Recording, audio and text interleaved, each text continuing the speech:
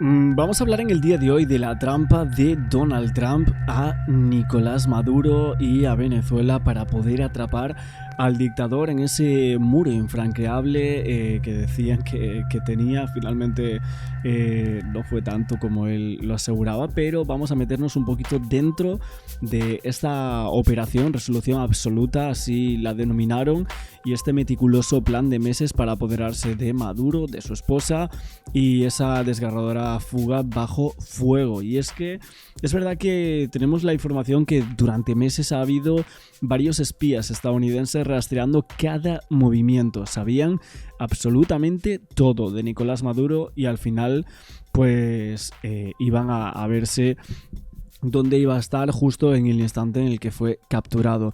Estados Unidos tenía varios topos en el interior y un equipo de la CIA que había estado en el suelo venezolano durante muchos meses. Sabían dónde vivían él y su esposa Cilia, cuándo y dónde viajaban, qué ropa llevaba, qué comida comían y todo eso.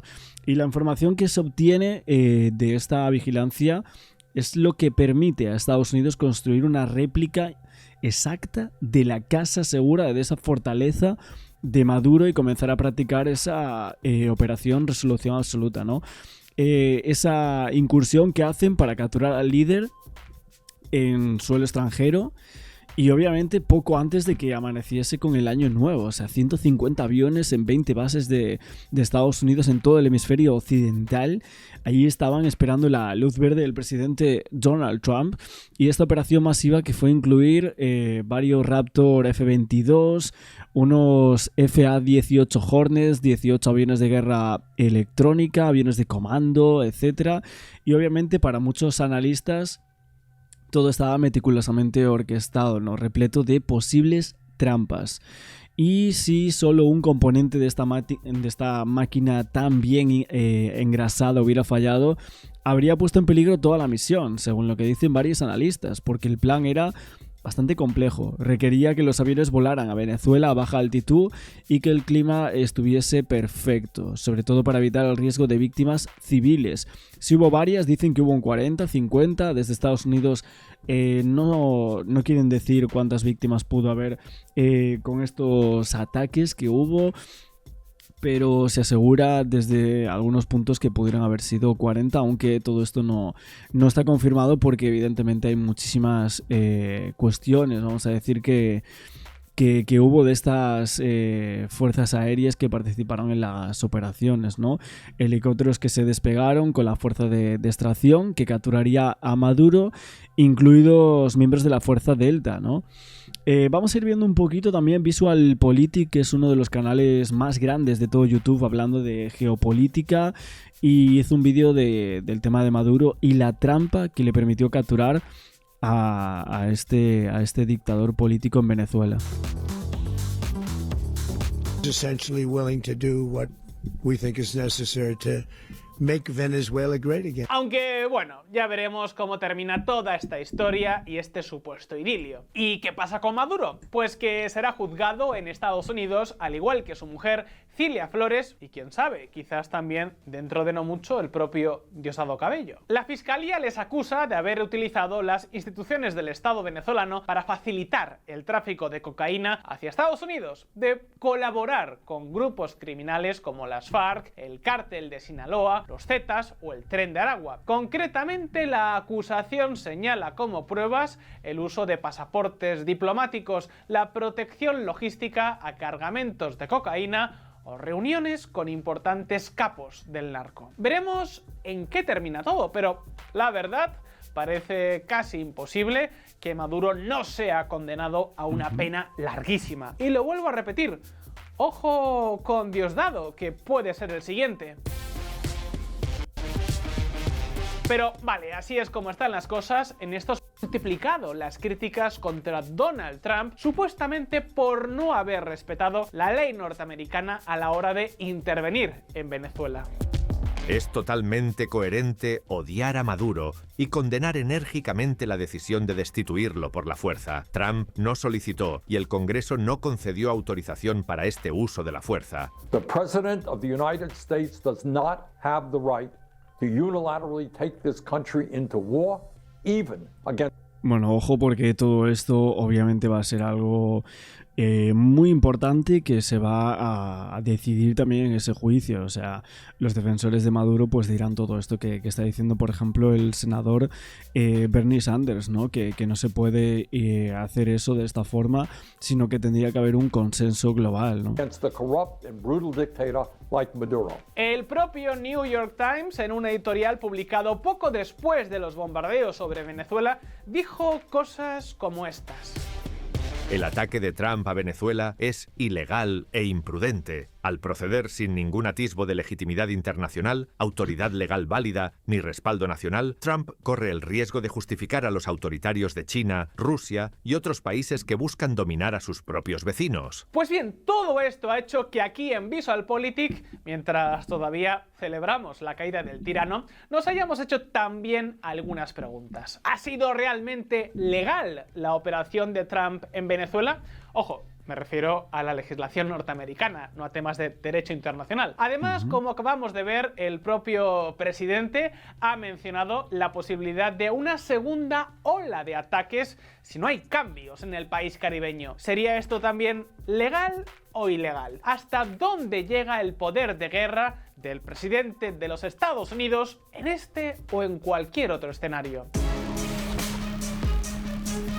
Ojo que esta no es una cuestión menor. A continuación vamos a ver cuáles son exactamente los poderes de guerra del presidente, si le pueden o no parar los pies, hasta dónde podría llegar a intervenir en Venezuela y cuál ha sido exactamente la estrategia de la Casa Blanca. Pues bien, lo primero que tenemos que saber es que en Estados Unidos las guerras no las declara el presidente, las declara el Congreso, cosa que en el caso de Venezuela no ha hecho. Más bien al contrario, el Congreso estuvo a punto de bloquear la operación 2 veces. Primero, el 17 de noviembre, con una resolución impulsada por Gregory Meeks, representante por el 5º Distrito de Nueva York, que quiso obligar a Trump a retirar las fuerzas acumuladas por Estados Unidos en el Mar Caribe, salvo que el presidente pidiera y obtuviese el permiso expreso del Congreso. El resultado: la resolución fue rechazada, pero por muy poco margen. 216 votos en contra frente a 210 votos a favor. Es decir, solo 4 votos hubieran servido para darle la vuelta a la tortilla. Y ahí no queda todo. Luego, el 1 de diciembre, llegó una segunda resolución impulsada por Jim McGovern, representante por el 2º Distrito de Massachusetts. En este caso, la iniciativa buscaba directamente bloquear cualquier acción militar en Venezuela, de nuevo, si ésta no conseguía la autorización expresa del Congreso. Y amigos... A ver, al final también suponemos que todo esto es por... no hubo un consenso, porque si se supiese que iba a haber este consenso, entonces no iba a poder ser posible la captura de Maduro. O sea, creo que van a atenerse un poco a todo esto. Porque si no, básicamente va a ser complicado, porque él va a ser juzgado en las próximas horas cuando estamos grabando esto. Había topos, sí, había espías, según lo que se comenta en varios medios de comunicación. De hecho, hay algunos analistas que hablan de la propia Delcy, que ahora mismo está como presidenta entre comillas, pero... Y bueno, y también de lo que se dice desde dentro de lo que sucedió para capturar a Maduro, hablando de todo esto, que se han filtrado algunos detalles más, dicen que varios helicópteros despegaron con fuerzas, incluidos los de los Delta, ¿no? Estos helicópteros que volaban a través de agua a solo 100 pies, mientras que había un comando espacial y un comando cibernético, ¿no?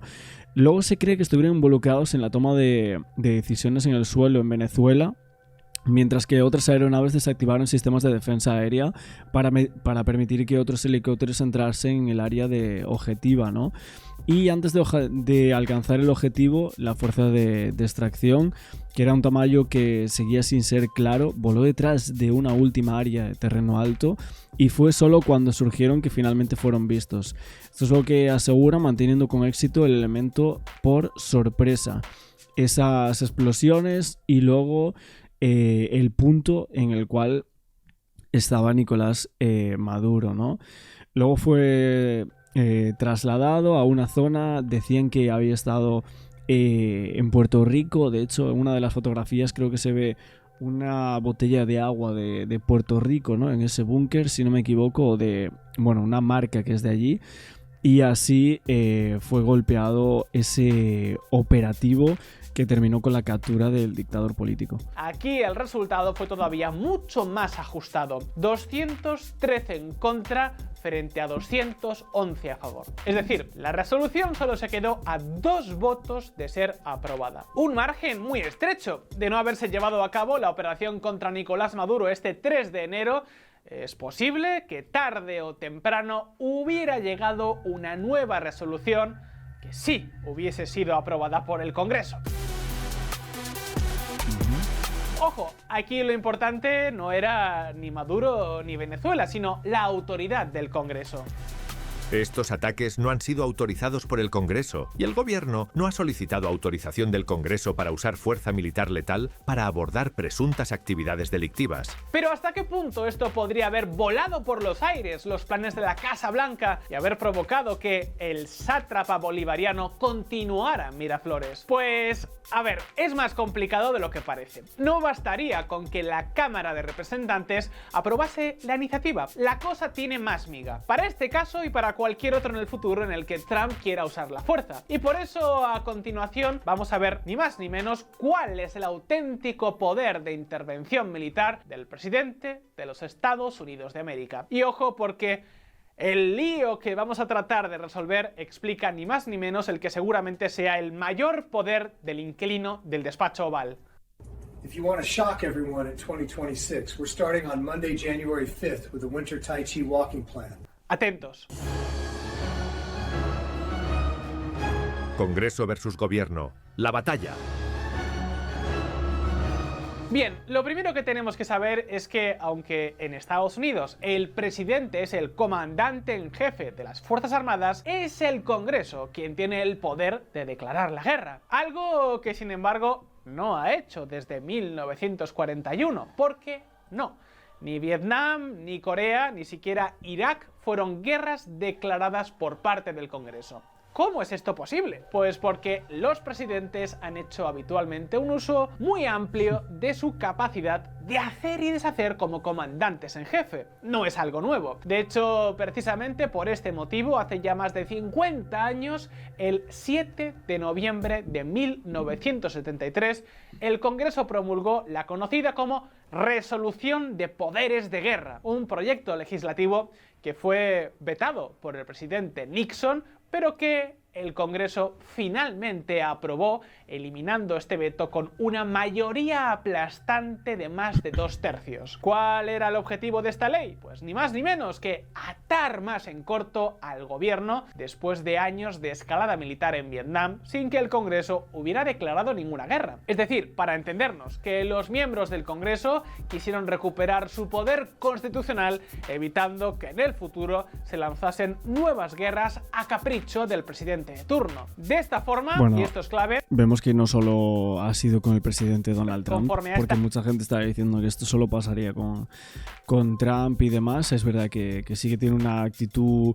mediática muy importante el señor Donald Trump, pero sí que anteriormente ya había habido serios cuestionamientos y inicios de guerra en otros lugares, ¿no? Esta resolución de poderes de guerra, el presidente solo puede enviar tropas para combate en el extranjero en 2 supuestos: si el Congreso lo ha autorizado previamente o si se diera una situación de emergencia nacional, es decir, si se hubiera atacado a los Estados Unidos o se esperase un ataque inminente.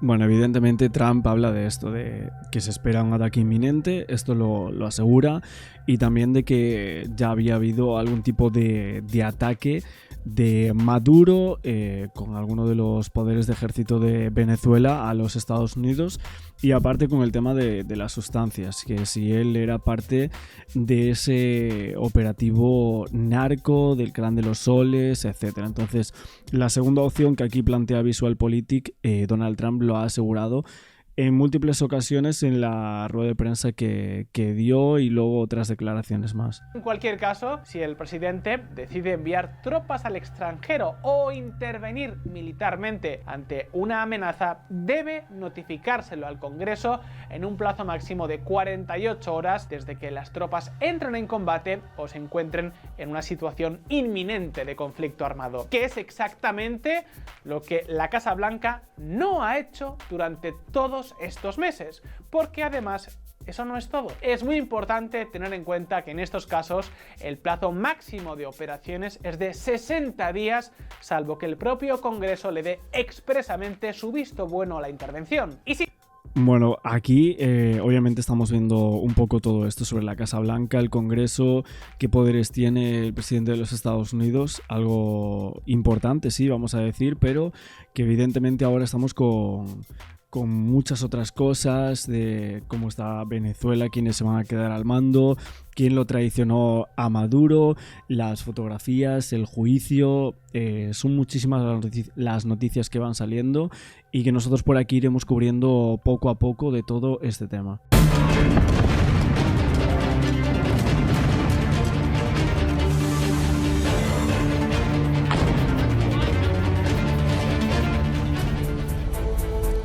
Continuamos con esta transmisión especial en NTN 24 por segundo día y de manera ininterrumpida para entregarles toda la información actualizada y de análisis de la captura de Nicolás Maduro y de su esposa Cilia Flores, que ya pasaron su primera noche en una cárcel en los Estados Unidos después de 12 años y 8 meses de opresión y crímenes contra los venezolanos. Maduro y su esposa permanecen en este momento en el Centro de Detención Metropolitano de Brooklyn, en la ciudad de Nueva York. Para mí es un gusto hasta ahora estar en este segmento de NTN 24 con Nicolai Abril, director de la tarde fin de semana. Nicolai, un gusto y un privilegio acompañarte en este espacio que usualmente conduces, pero que hoy tengo la oportunidad de compartir contigo. Jefferson, qué gusto, qué oportunidad la que tenemos hoy de compartir escenario para conversar sobre los últimos acontecimientos que han desarrollado en las últimas horas en Venezuela y en Estados Unidos, a donde a propósito ha llegado este narcoterrorista, ha sido nominado por el gobierno estadounidense Nicolás Maduro. Está previsto que mañana lunes sean presentados ante un tribunal federal de Manhattan. Maduro, señalado de liderar durante las últimas 2 décadas una red criminal transnacional dedicada al narcotráfico y al narcoterrorismo. Según las investigaciones, Jefferson, esta estructura habría operado en alianza con carteles internacionales y grupos armados ilegales. Asimismo, los fiscales vinculan a Cilia Flores, su esposa, con la presunta gestión de sobornos para facilitar el envío de cargamentos de cocaína. Este domingo fueron reveladas nuevas fotografías que ustedes van a ver a continuación. Ahí están Nicolás Maduro y Cilia Flores esposados a su llegada a la ciudad de Nueva York. Las imágenes muestran al jefe del régimen venezolano siendo escoltado por agentes de la DEA en el aeropuerto Stewart, en New Windsor, en Nueva York. Maduro fue fotografiado descendiendo del avión alrededor de las 5:25 de la tarde. Ese momento lo pudimos registrar en directo aquí en NTN 24. Unas imágenes que definitivamente, Nicolai, le dan la vuelta al mundo, porque termina Nicolás Maduro preso y en una cárcel precisamente de donde fue enviado en los Estados Unidos.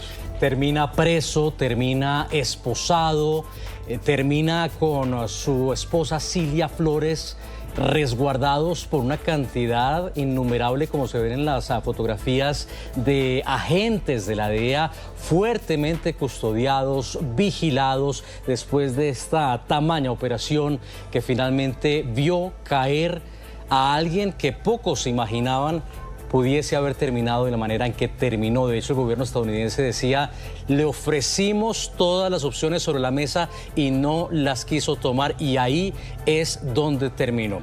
Jefferson, fíjense que también han publicado nuevas imágenes de Nicolás Maduro esposado y rodeado de agentes en Manhattan tras ser detenido junto a su esposa Cilia Flores por las fuerzas estadounidenses. El secretario de Estado Marco Rubio defendió este domingo la operación militar de los Estados Unidos que permitió la captura y la extracción del dictador Nicolás Maduro. El secretario de Estado Rubio ofreció una entrevista al programa Esta Semana con George Steinopoulos de ABC. Afirmó que no se requirió autorización del Congreso porque se trató de una operación de arresto. No fue necesario porque esto no es una invasión, no ocupamos un país, fue una operación de arresto, es una operación policial. Fue arrestado en Venezuela por agentes del FBI, leímos sus derechos y lo expulsamos del país. Animo a todos, sé que es domingo y que la gente está ocupada, pero ya se han revelado las acusaciones formales. La gente debería leer esta acusación, deberían leer lo que este hombre hizo durante los últimos 15 años de su vida contra Estados Unidos, él y su esposa. Fue arrestado, obviamente, este no era un terreno amigo, así que para arrestarlos tuvimos que pedirle al Departamento de Guerra que participara en esta operación. El Departamento de Guerra entró, atacó todo lo que representaba una amenaza para los agentes que iban a arrestarlos y atacó todo lo que representaba una amenaza al salir y atacó todo lo que representaba una amenaza para ellos mientras estaban en el terreno y fue una operación muy limitada y específica. Y es que el gobierno, la administración Trump en pleno, este sábado había sugerido que la oposición demócrata en el Congreso estaba compuesta por soplones y que por eso no informaron de manera anticipada y de manera amplia sobre esta operación, porque necesitaban que esta operación quedara lo más silente posible para asegurar su éxito. El jefe de la diplomacia de Estados Unidos también respondió precisamente a esos congresistas que criticaron que fueron notificados del operativo en Venezuela después de haber comenzado y no antes de lanzar la misión militar. No se puede notificar al Congreso algo así por dos razones. Primero, se filtrará, así de simple. Y segundo, es una circunstancia apremiante. Es algo emergente. Ni siquiera se sabe si se podrá hacer. No podemos notificar que lo haremos un martes o un miércoles porque en algunos momentos no sabíamos si todo lo que tenía que coordinarse se coordinaría al mismo tiempo en las condiciones adecuadas. El secretario de Estado también afirmó que Estados Unidos mantendrá la presión sobre el régimen venezolano. Bueno, como dije, mantenemos todas las opciones que teníamos antes de esta redada, esta captura y este arresto. La cuarentena está vigente en este momento. Si usted es un barco sancionado y se dirige hacia Venezuela, será incautado, ya sea a la entrada o a la salida, con una orden judicial que obtendremos de los jueces de los Estados Unidos. Seguiremos aplicando nuestras sanciones y eso seguirá ocurriendo hasta que se produzcan cambios. No puedo exagerar lo devastador que es esto para su futuro. Por otro lado, hay una alternativa a eso y aquí está la alternativa y es una industria petrolera que realmente beneficia a la gente, que realmente beneficia, no a la gente, no solo a los 2 o 3 o 5 personas que le estaban robando y ciertamente no Irán ni a ninguna de las otras entidades sancionadas a las que perseguimos. En la última instancia, no se trata de proteger los yacimientos petrolíferos, se trata de garantizar que no pueda entrar ni salir petróleo sancionado hasta que se introduzcan cambios en la gobernanza de todo este sector. Para el secretario de Estado Marco Rubio, la transición a la democracia en Venezuela debe ser ordenada y por ese mismo motivo tiene que ser, aseguró, con actores domésticos que ofrezcan estabilidad dentro del territorio venezolano. Jefferson. Nicolai, Rubio lamentó que la mayoría de los dirigentes opositores a la dictadura en este momento estén en el exilio tras ser brutalmente perseguidos por Nicolás Maduro y su régimen. Bien, la líder opositora María Corina Machado y Edmundo González ganaron las elecciones de 2024, según usted mismo. Fueron de las primeras personas a las que llamó cuando era secretario de Estado y les dijo: Edmundo González es el legítimo presidente de Venezuela. ¿Sigue siendo esa la política estadounidense? Y de ser así, ¿está trabajando en una transición para que esos líderes electos dirijan el país? Bueno, siento una enorme admiración por María Corina Machado. Admiro a Edmundo. Tenemos todas esas opiniones sobre las elecciones de la última vez. Y no solo nosotros, sino muchos otros países del mundo. Y también está la misión que tenemos ahora mismo. Hemos sido muy claros desde el principio, porque sigo pensando que mucha gente analiza todo lo que sucede en política exterior desde la perspectiva de lo que ocurrió entre 2001 y 2015 o 2016. Todo el aparato de política exterior cree que todo es Libia, todo es Irak, todo es Afganistán. Esto no es Oriente Medio, y nuestra misión aquí es muy diferente. Eso es el hemisferio occidental. Dentro del hemisferio occidental tenemos un país potencialmente muy rico, que se ha adaptado al control de este régimen, se ha adaptado a Irán, se ha adaptado a Hezbollah, ha permitido que bandas de narcotraficantes operen con impunidad desde su propio territorio, y que barcos con drogas trafiquen desde su territorio. Y estamos abordando eso, y por cierto, 8 o 9 millones de personas y el mayor evento migratorio masivo de la historia moderna. Han abandonado ese país desde 2014. El presidente de Estados Unidos hizo una advertencia muy clara y además nueva contra el régimen de Venezuela. En una entrevista con The Atlantic, Trump aseguró que Delcy Rodríguez, esa mujer a la que el régimen, el tribunal madurista ha juramentado como presidenta, que fue confirmada precisamente por ese ilegítimo Tribunal Supremo de Venezuela para asumir el poder en calidad de encargada, podría pagar un precio más alto que Nicolás Maduro si no hace lo que debe. Si ella no hace lo que debe, va a pagar un precio muy grande, probablemente más grande que Maduro. Nicolás, incluso el presidente Trump también endureció su discurso contra Delcy Rodríguez después de que ésta afirmara que Venezuela defenderá sus recursos naturales. ¿Sabes? La reconstrucción allí y el cambio de régimen, como quieras llamarlo, es mejor que lo que tienes ahora. No puede ser peor. Pues Jefferson, Maduro se verá cara a cara con la justicia estadounidense este lunes para responder por cargos por narcotráfico y terrorismo en Estados Unidos. Vamos de manera inmediata al lugar donde está centrada la atención de esta noticia, específicamente en el Centro de Detención Metropolitano de Nueva York. Allí está nuestro periodista Ron Schwartz. Ron, buenas tardes, bienvenido. Saludos a cada uno de ustedes y estamos en el centro de detención, este lugar donde pasó el primer día Nicolás Maduro, una cárcel que la llaman el infierno. De esa manera la determinan, o parte de lo que tiene que ver con la definición, porque es una cárcel violenta con muchos presos conocidos, otros no tanto, y por eso un poco la situación de incluso muertes extrañas, sobrepoblación. Es un poco una cárcel bastante polémica, y si quieren podemos ver de qué se trata o cómo es esta cárcel donde está hoy pasando su primer día Nicolás Maduro. Se trata de una de las prisiones federales más conocidas de Estados Unidos, que ha sido utilizada históricamente para la detención de presos de alto perfil. Está ubicada en el barrio de Sunset Park, en el sur de Brooklyn. Y se trata de un complejo que está rodeado por estrictas medidas de seguridad, barricadas de acero capaces de frenar un camión de más de 7 toneladas, sistemas de vigilancia electrónica de última generación y cámaras con capacidad para captar imágenes a gran distancia. Además, cuenta con pasillos internos que conectan el penal con edificios judiciales, lo que permite traslados sin exposición pública cuando se trata de detenidos sensibles. Actualmente alberga a más de 1.300 reclusos, y entre ellos figuran algunos de los nombres más notorios del narcotráfico, como Rafael Caro Quintero, Ismael El Mayo Zambada. También figura José Adolfo Macías Villamar, alias Fito, cabecilla de la organización criminal ecuatoriana Los Choneros, así como el rapero y productor musical Sean Diddy Combs. Además, estuvo detenido allí Joaquín El Chapo Guzmán. Los recluidos permanecen hasta 23 horas al día, en celdas de poco más de 6 metros de largo, sin contacto entre ellos. Las comidas se sirven dentro de las celdas y el ejercicio se realiza en un espacio recreativo separado.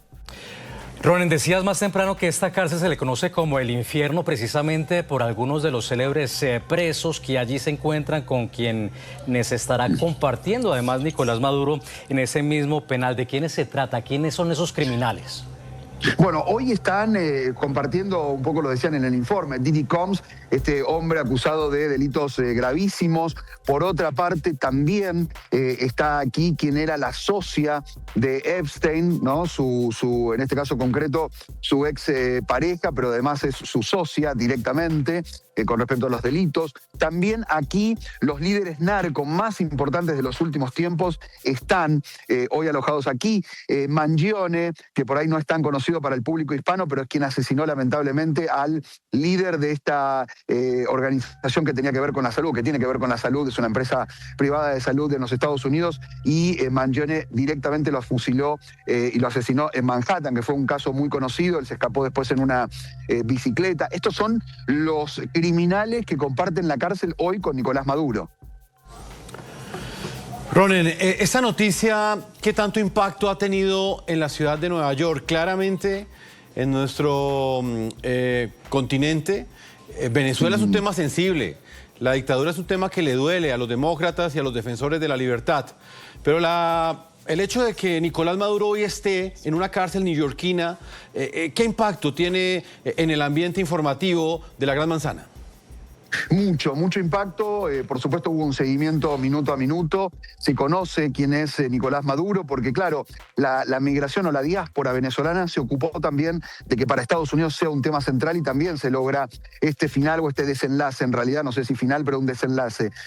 Creo que muy importante, y han tenido incluso los americanos un conocimiento de qué sucede en América Latina por conocer qué sucede con Venezuela y en este caso puntual con Maduro, ¿no? Ronald, sin duda la noticia del fin de semana es la llegada de Nicolás Maduro allí mismo a Nueva York, a este penal conocido como el infierno, pero la gran noticia este lunes será cuando se enfrente cara a cara con la justicia. ¿Cómo se espera que sea la jornada? Bueno, muy temprano por la mañana en principio va a ser trasladado. Todavía no hay un horario central, un horario establecido, pero sí va a estar con la fiscal Pame Bondi, que es una persona muy cercana al presidente Donald Trump. Le van a leer los cargos, muchas veces esto se hace o muy extenso o puede ser algo un poco, convenido con la defensa de Nicolás Maduro, que todavía no definió quiénes serán, seguramente mañana presentará a sus abogados, y puede ser un poco más corto, pero por esta cuestión de agilizar los tiempos y que luego después puedan analizar, por supuesto, la defensa de Maduro, todos los cargos que se le imputan, y después habrá una vuelta, un regreso al penal de Nicolás Maduro con un traslado importante en materia de seguridad y seguramente después, bueno, todo el proceso penal que va a llevar bastantes meses, ¿no? Todavía. Ronen, ¿hay alguna información de cómo fue esa primera noche del dictador tras las rejas? Y se lo pregunto porque en muchas ocasiones él se burlaba de los presos políticos, Ronen. Claro, era cotidiano escuchar a Nicolás Maduro mofarse de las torturas, incluso de las condiciones, de lo que comían los presos políticos. Ellos no lo contaban cuando eran liberados. ¿Cómo pasó esa primera noche quien antes se burlaba de ellos? Bueno, lo que justamente, claro, y aparte condiciones infrahumanas en las cárceles, ¿no? Y él era el encargado de justamente que eso no sucediese. Bueno, pero hoy está viviendo casi en carne propia lo mismo que pasó en Venezuela, o por lo menos con estas instancias. Pasó una noche normal, sin ningún contratiempo, con horarios muy establecidos. Se levantan muy temprano por la mañana aquí para hacer el desayuno. Por supuesto hay una requisa del lugar donde él está, esto se hace habitualmente, y luego por la noche la cena ya en estas horas, ¿no? Claro, Ronen, las mismas condiciones en lo que tiene que ver con la pérdida de la libertad, Nicolai, porque seguro una cárcel estadounidense respeta los derechos humanos, la alimentación no debe ser la misma que le dan a un preso político en Venezuela, el tratamiento seguro tampoco. Que no. En Venezuela seguro los presos políticos pierden todos los derechos, en Estados Unidos me imagino que se los mantienen. Totalmente, creo que en eso y aparte está no solo a derecho, sino que también va a tener todas las opciones de defensa y toda la legalidad en el proceso judicial, ¿no? Por supuesto.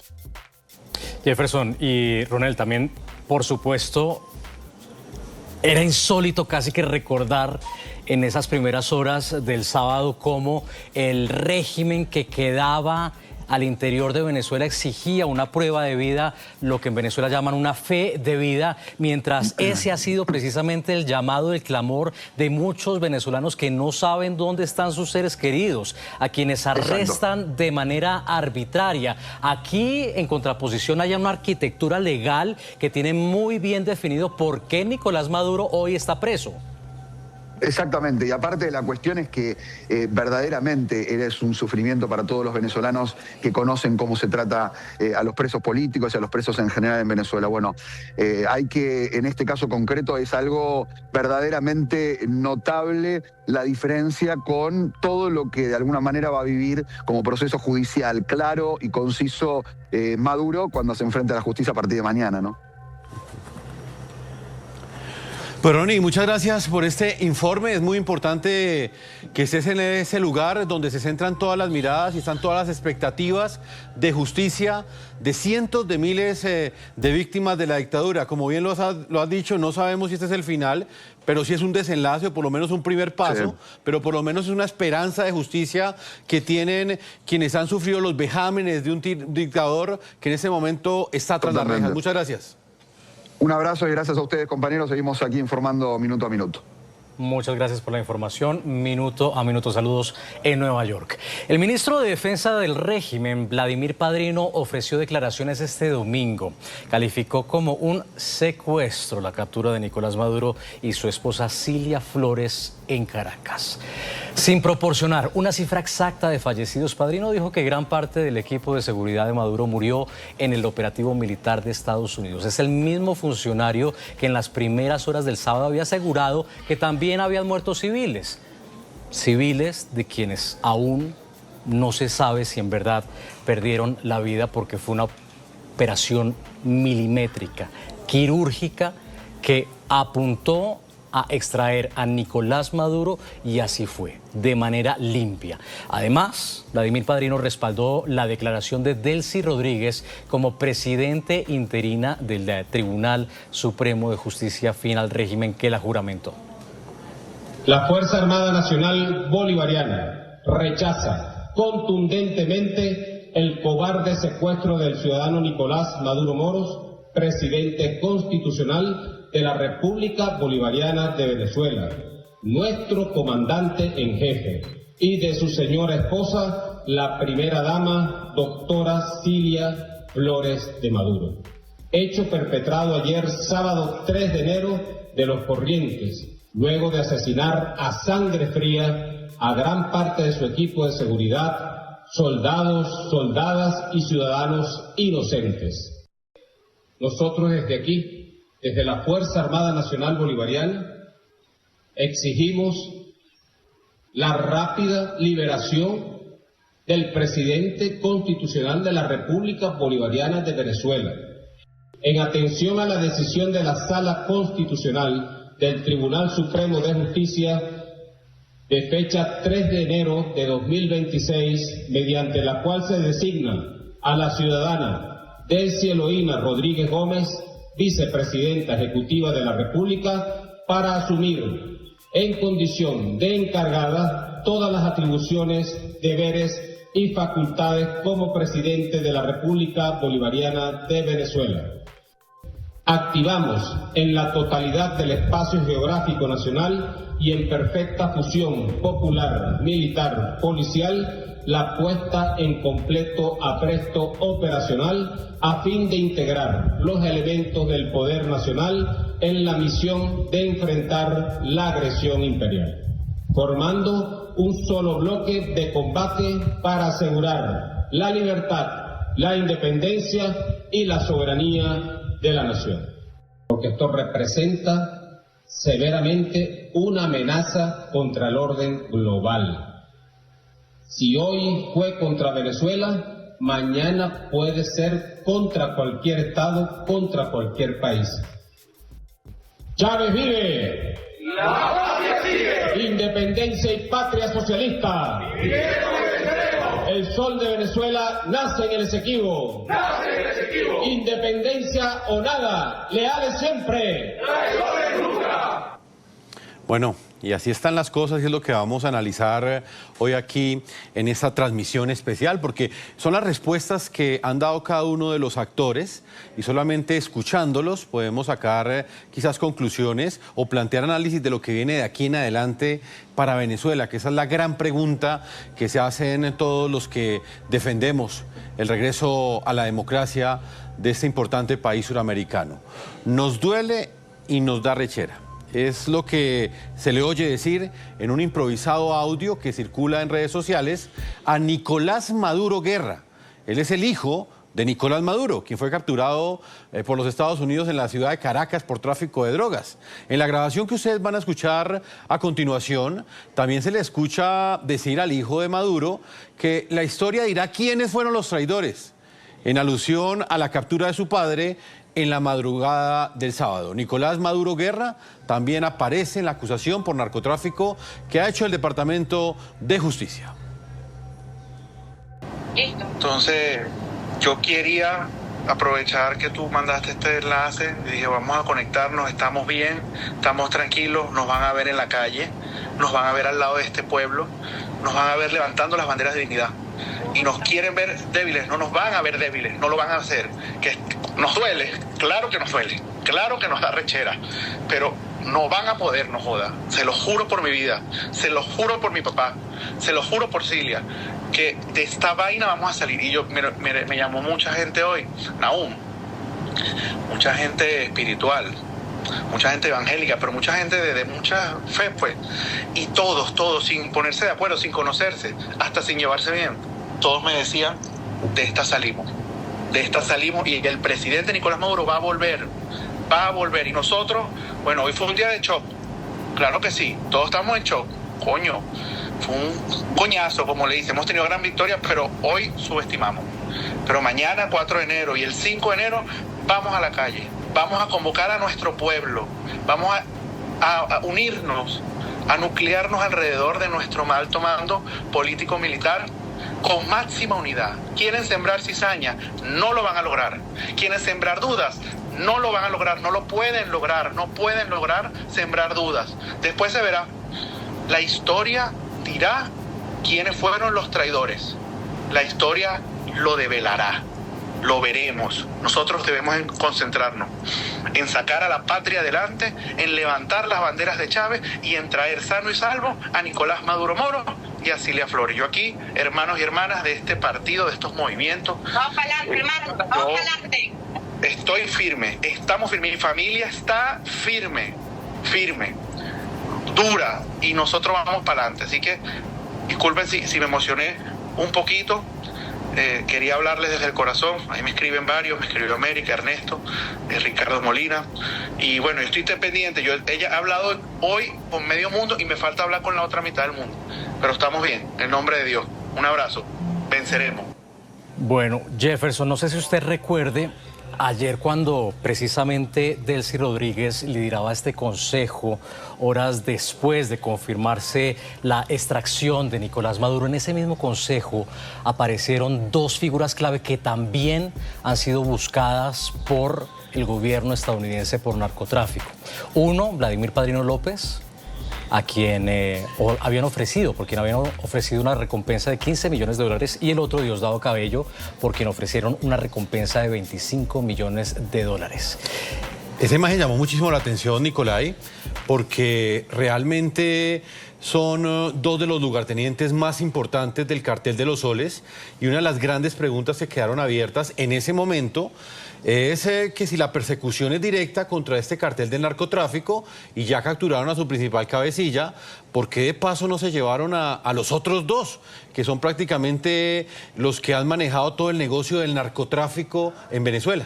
Pues fue la gran pregunta que quedó en el aire, porque esta operación de extracción pues se centró efectivamente en extraer a Nicolás Maduro y a su esposa Cilia Flores, pero quedó pendiente de alguna manera esas otras cabezas por las que Estados Unidos también ha ofrecido una recompensa. Pues esa pregunta se la trasladaron en la prensa estadounidense al secretario de Estado Marco Rubio, quien se refirió a esto. Él explicó por qué solamente extrajeron a Nicolás Maduro y a Cilia Flores y qué pasó con Diosdado Cabello y con Vladimir Padrino López. Veamos. El ministro de Defensa, que tiene vínculos con Rusia, una recompensa de $15.000, sigue en el cargo. Estoy confundida. ¿Siguen siendo requeridos por Estados Unidos? ¿Por qué no los arrestaron si están sacando al régimen narcoterrorista? ¿Está confundida? No lo sé por qué es confusión. Siguen en el poder. Sí, pero quiere sacar a 5 personas. Ya se están quejando de esta única operación. Imagínense lo que tendríamos si de hecho nos quedáramos 4 días para capturar a otras 4 personas. Sacamos la prioridad máxima, la persona número 1 en la lista, el sujeto que aseguraba ser el presidente y no lo era, y fue arrestado junto con su esposa, que también estaba siendo acusada. Y fue una operación francamente complicada y sofisticada. No era fácil aterrizar helicópteros en medio de la mayor base militar en el país. El sujeto vivía en una base militar. Destrozaron su puerta, lo agarraron, lo esposaron, lo pusieron en un helicóptero y lo sacaron del país sin perder ninguna vida o activo estadounidense. Y me pregunta por qué no lo hicimos en otros lugares al mismo tiempo. Es absurdo. Yo pienso que esta es, una de las operaciones más atrevidas, complicadas, sofisticadas que se haya visto en mucho tiempo. Un crédito grande al personal militar. Fue increíble y un éxito tremendo. Y hoy un traficante de drogas imputado, que no es el legítimo presidente de Venezuela, que no reconocimos, la administración Biden tampoco, 67 países tampoco, y muchos países en América Latina tampoco. Fue un narcotraficante acusado, su esposa fue arrestada. Sí, pero también hay otros que están acusados y que siguen estando en el cargo. Entonces, ese es el punto de mi pregunta. Pero usted habló de no ser el presidente legítimo. Bueno, ¿quería aterrizar en otras bases militares? Bueno, le estoy preguntando por qué fue este el límite de la operación militar, pero al punto suyo de que Maduro no era el presidente legítimo. Bueno, porque él era el sujeto que se arrogaba la presidencia. Bueno, lo respondió de manera clara el secretario de Estado Marco Rubio, una de las grandes interrogantes. ¿Qué va a pasar entonces con Diosdado Cabello? ¿Qué va a pasar entonces con Vladimir Padrino López una vez se ha ido? El que ha sido considerado el jefe del régimen, Nicolás Maduro, ahora preso en una cárcel estadounidense. Al regreso seguimos con más de esta transmisión especial tras la caída de Nicolás Maduro. Reacciones y análisis en tan solo minutos.